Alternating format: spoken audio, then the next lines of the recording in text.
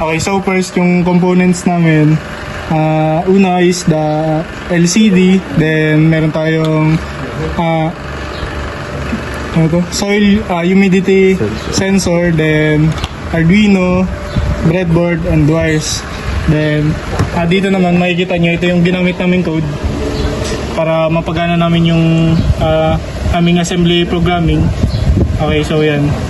Then balik tayo dito sa ating wirings.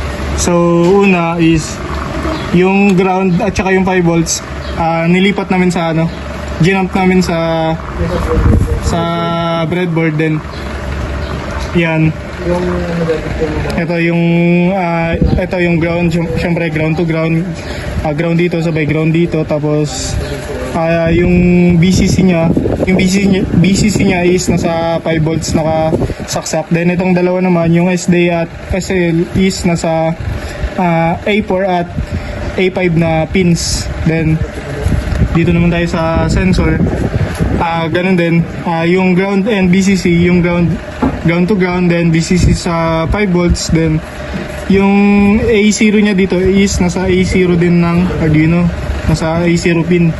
Tapos yun lang, upload lang namin yung code. Okay, then yan, so uploading siya. Then yan, after done uploading, makikita nyo dito.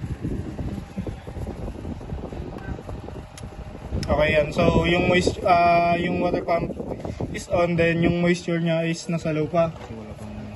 Kasi di niya pa nadedetect yung moist.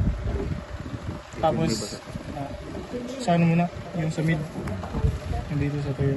Okay, so pag tinusok namin sa tuyo, ayan, makikita nyo yun, nagbago yung direction niya, from low naging mid kapag nasa dry soil. Then kapag tutusok naman siya sa basang soil, so makikita nyo dito yung moisture niya is naka-high. Okay, so yun lang.